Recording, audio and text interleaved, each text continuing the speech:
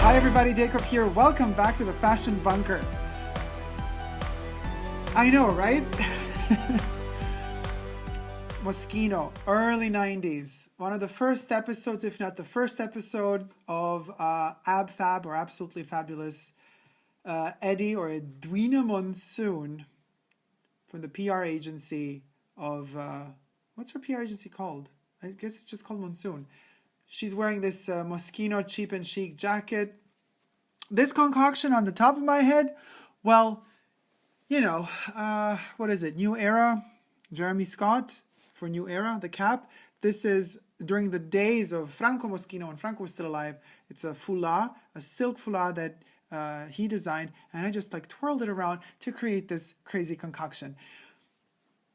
I'm loving it. Everything that Moschino used to stand for, also at times what it is today, is very, very specific and reminiscent of,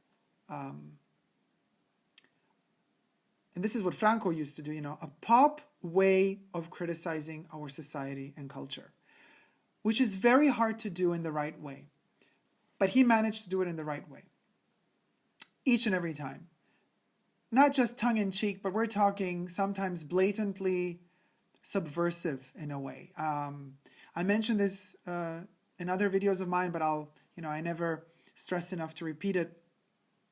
One of the scarves, which I didn't manage to hunt down yet, but, you know, has a kind of a black Jesus depicted on a sort of a church glass window with light filtering through, and it says like "Stop Racism," and then there's this, and racism is written in this Gothic kind of German Nazi font, and then there's the peace sign. I mean, it's very, very, he was very out there. I don't know if those sort of messages, but at the same time really beautiful to see, you know, even though this Jesus was kind of dying, and there's an aesthetic to it. It's very dangerous. You're kind of like borderline between what something is, what it could be interpreted as, and what the actual designer wanted to say with the piece. I don't know how much designers that have sponsors, you know, that produce their collections, how much they have that freedom today to really express what they want to say. I'm wearing this kind of funny concoction partially also just to prove my point and say I'm not wearing anything political really, but to many, it will appear something crazy, ludicrous. What the hell is he doing? Is he out of his mind? No, I'm not. I'm just having fun with fashion. Don't ever forget to have fun with fashion. You always have to have fun with fashion. Never take yourselves too seriously. And this brings me to the point of this video where I shall discuss with you some of the collections for the upcoming Fall/Winter 17 season, from Milan to Paris Fashion Week. Mostly. Also because there's no time. If you like a video like this, I could go into more specifics and talk about other designers as well in another video, but for now I'm just testing the grounds. Let's see how this goes. So, okay, Moschino, let's talk about Milano. Let's talk about Moschino from Milano. Jeremy Scott, kind of disappointment in this next upcoming collection. I saw repetition of some themes that he, you know, recycles. I mean, we know that he does that, so that's okay in a way. We're used to that, but it didn't move me in a way, you know. And also, honestly, I have had some issues with Moschino quality. Garments and accessories, their leather doesn't really smell like leather anymore. I don't know, it's very, very strange. So again, one of those brands that's slowly kind of upping the price from season to season, from collection to collection, but I noticed that stuff doesn't sell out. It's not an easy sell, and it ain't getting any easier. And I have the feeling in a way Jeremy's pushing back a little because the collection is a bit more conservative. I mean, however conservative a Jeremy Scott collection for any brand could ever be. But you know, the prints are still in your face, but some of the cuts are boring, really. I mean, by boring, I mean sellable. Yeah. So, but all in all, maybe there were two looks that I would really go for. I loved the padded jacket for men with all the kind of, I don't know if it's the Sistine Chapel, but something in that regard, you know, print on it. Also very reminiscent of what Vivienne Westwood still to date does. And another piece was that was a male jacket, and then there's for women there was like a skirt dress combination that kind of looked a little bit harnessy as well. Can't remember exactly, but for the rest I was like, okay, next.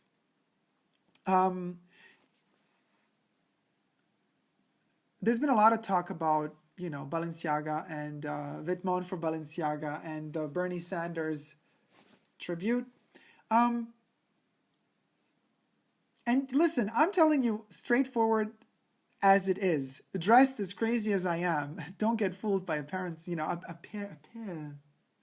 appearances might fool you, but don't get fooled by them.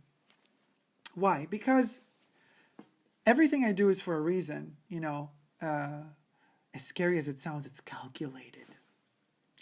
But listen, I do not like sensationalism used in that degree and extent. So if you have you have, not Givenchy, well, we're going to get to Givenchy, but I mean, you have Balenciaga and you have the heritage of Balenciaga, you have Cristobal Balenciaga's designs, Cristobal Balenciaga's vision, and you have the brand and its reputation, and then you take some sensationalistic, you know, designer to kind of just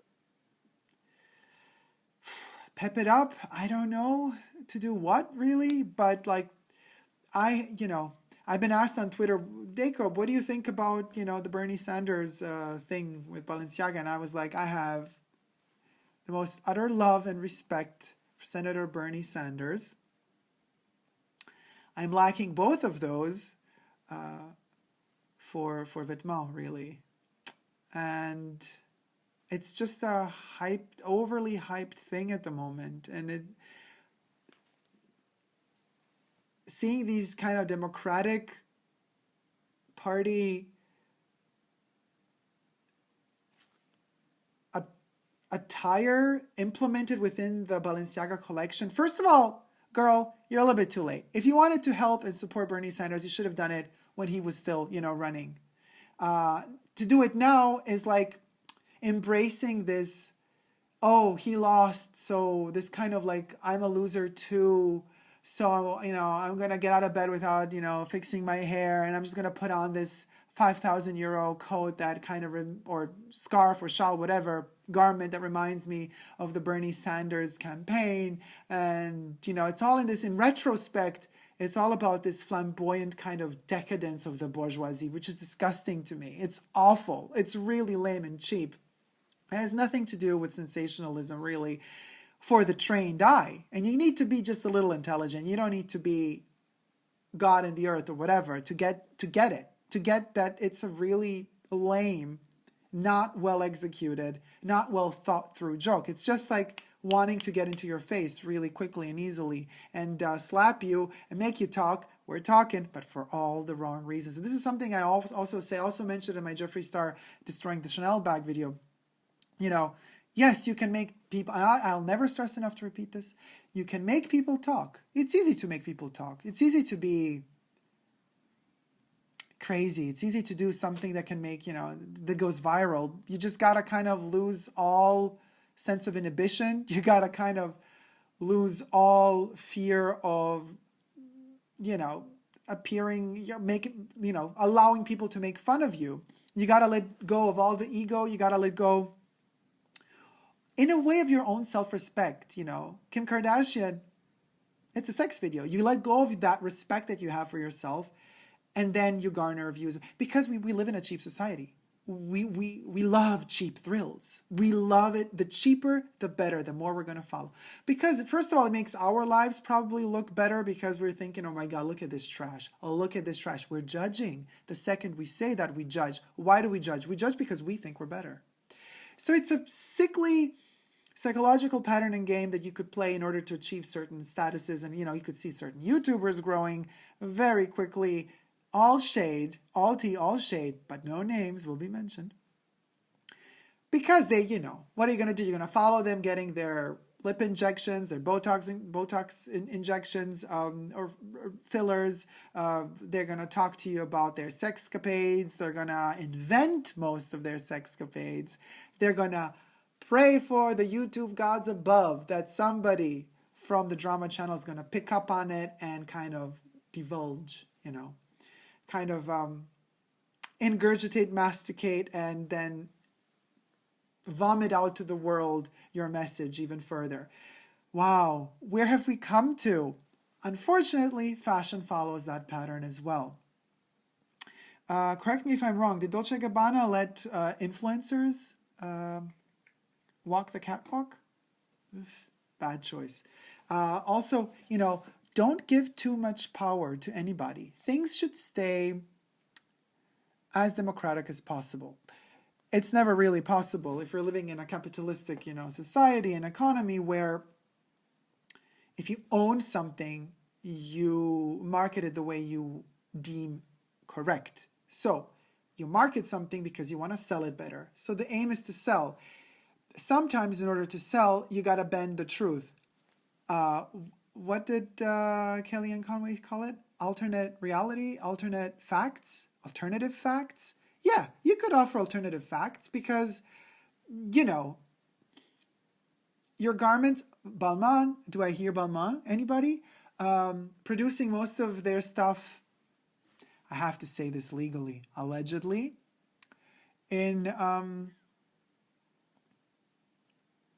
allegedly producing them in France, when indeed most of them, especially the complicated intrinsic pieces, have to be produced in India. And then kind of they get delivered back to France and then they get finished off there. Not just Balmain. Let's drop the shade on all the other brands as well. Celine too. Chanel has been caught on secondhand websites, ex-co-workers of Chanel that are selling their worker outfit uniform. Well, as of late, a lot of those uniforms have a made in China in them. Now, I do not believe Chanel goes through all the effort to China to just produce co-worker uniforms. If they have a connection to that factory, I'm sure there's other stuff produced there as well. Hint, hint. So you see, alternative facts. That's our society. That's what it is. And so designers are playing with this as well. We're fed this heritage thing by, with older brands, but we don't really know what is going on and how much of love really goes into making each and every single piece. I'm sure some love goes into making some pieces. Other pieces are just mass produced because it's a quick buck. As simple as that. And fashion reflects it to a T at the moment. Let's talk Louis Vuitton. Louis Vuitton with Supreme. Louis, what are you doing to us? Oh my God. No. So wrong. On so many levels. And yes, I am dressed like this, as crazy as it looks, because I want to say that everybody, no matter what style they have a right to choose. They have a right of opinion. I'm not going to sit here making this sort of video dressed in a suit and a tie or something that maybe the hipsters out there or business people out there or marketing people out there that choose who to respect and not to respect, just to fulfill their kind of vision of how the world ticks and how people have to be dressed in order to garner respect. No. Fight against that. Break those rules. I do not want to abide by those rules. I do not want to play by those rules. Nevertheless, I have very strong opinions and I'm going to express them. I could dress even more crazy than this. This is nothing, boo. You haven't seen nothing yet. So anyway, Supreme and, the streetwear and the street savvy hipsters. No. I know a lot of you are going to feel offended now. I'm not talking to you in particular. Look, you're free to buy, to love, to collect, to wear, whatever you want. This is just my opinion. First of all, already the samples that hit the runway, the stitchings are off. Like, you cannot do that. These jeans, jackets, shirts, whatever they are, with the logos, with the monogram logos everywhere, and then the Supreme in between, and then like how they're like put together. Oof, looks really cheap on photo. If editorially speaking, something already looks cheap, how are you going to make somebody want to buy it? You're going to make them want to buy it because they're into that brand. They're brainwashed. Wherever it says Supreme, they're going to want to have it.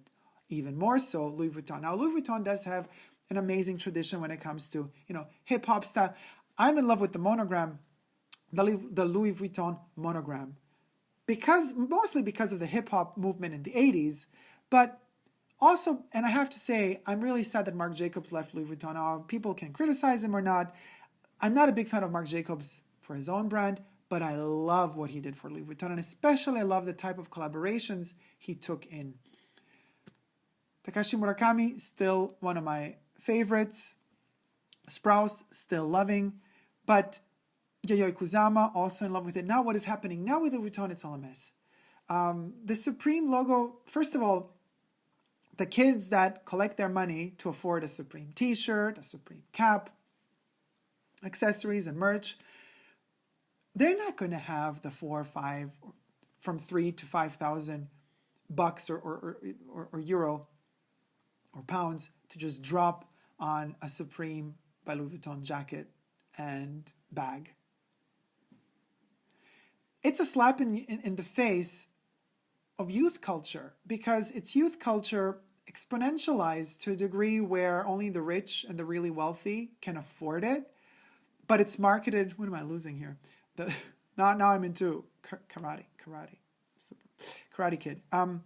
But it's catered like through their ad campaigns, for the masses. It's streetwear. No, it's not fucking streetwear. I mean, people from the street can't afford it.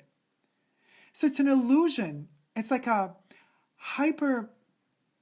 things can be hypersexualized. This is a hyper luxurized version of streetwear, which is gross if you think about it, because in a way, to me, it's as disgusting as was the movement of heroin chic, which, by the way, I've been criticized for using this term, and I haven't used it loosely, but I've been criticized for using it in meaning, it's a thing that's over, you have to be careful how you use it. No. Yes, you have to be careful how you use it, of course, and I use it for a purpose. Heroin chic, the days of the 90s, of this kind of like exponentialized bony figures that kind of were supposed to represent the ultimate in luxury and achievement, are back again. Have never really left us. There are even like brands out there, Google them, I'm not going to mention the full name, that have heroin within the name of the brand. So, let's talk about it. Why not talk about it? So I was talking about this like heroin chic, like creating, this mass culture of decay for the rich and for the ones that can afford it, but they look at what is poor and what is kind of a slave to this sort of rich society, and in a sick way, they aspire to look that way.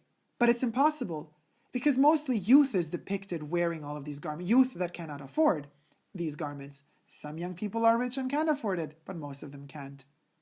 So we have this weird paradox of usually slightly older people purchasing these pieces, but they're seeing them worn on these skinny. Hedi Slimane pushed it to the extreme by creating even the skinny, anorexic-looking man wearing his clothes with Dior. Lagerfeld was obsessed with it. He said, allegedly, that one of the reasons why he lost all that weight was so that he could fit into Hedi Slimane's Dior pieces. I can see that happen. I could see Lagerfeld doing that because, he lives of fashion and style, so I could see how addicted he can be to that. But anyway,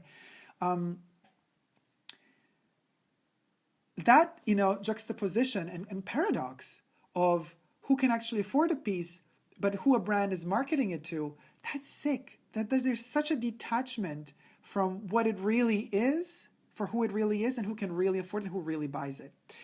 Louis Vuitton should really make an ad of the actual people then. Don't do the seeding, who you're giving the VIPs, the hipsters, the hip people, the crowd, the singers that get the stuff for free anyway. No, we're talking your regular customer that's going to buy those pieces. They don't look like that. They don't have that age. They're not that skinny. They're not anorexic, probably. Some are not. You never know. It's a disease to be taken seriously, of course. But the way, if you were to make an ad campaign only with a regular customer that actually brings in the money, they're not going to look like that. Alternative truth, alternative facts, alternative realities. Yeah, totally. So why are we shocked? Why are we shocked when we hear somebody like Kellyanne tell us, something like that about politics? Politics reflects the world. It shapes the world. It creates the world we live in. But the world we live in also shapes and forms politics. It's a give and take situation. There's a constant exchange there. And we are so self-entitled to a point where we think we have the right to decide, but this you're not allowed to say now. That was too much. Oh, no, you don't. Where's your moral? Where did it go to? Oh my God, how dare you say something? I feel so offended. I'm so offended. Everybody's offended. Shove the offended stick up your butt, boo. Swallow it. Move away. Move on. Evolve. Because as long as we're going to have that wall, which we self-impose to ourselves, placed in front of us, not allowing any sort of progression by blocking stuff off because we judge, because we eliminate them by calling them out for what we think they are, there's not going to be any progression. So that's why I say more honesty is needed, more truth is needed. And it's hard to get to the core. It's hard to get to the truth. It's really, really, really hard to get to it because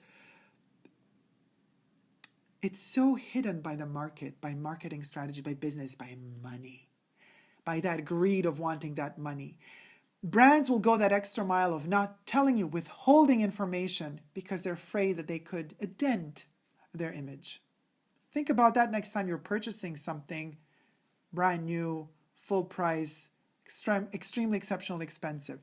I told you in a video before, many videos before, I'm repeating again, I have stopped purchasing new fashion and luxury items for the year 2017 because simple reason, also add all the other reasons I mentioned in this video to that reason, but the simple reason being that quality, price, whoop. So until they don't balance out, I am not purchasing any more new. I will be purchasing secondhand, vintage, old, stuff that has been worn that people want to sell to somebody else because they have no use for it anymore. I'm actually this way also preserving the environment. I'm thinking perhaps the only brand that I would consider purchasing new would be Vivienne Westwood. Vivienne Westwood, with her very strong political engagement, with her punk soul, with her wanting to preserve, especially the archive pieces that she keeps in production and rotation, to keep their prices as low as possible. So guess what?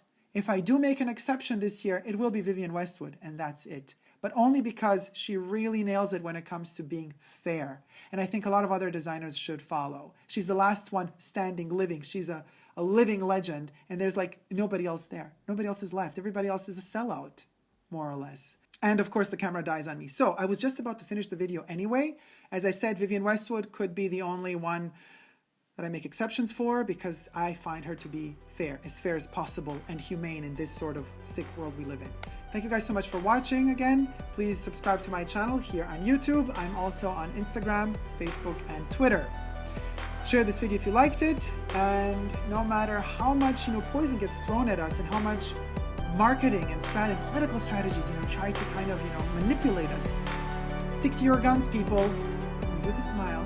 Say no, but never give up on love. Love you. See you soon. Take care. Bye.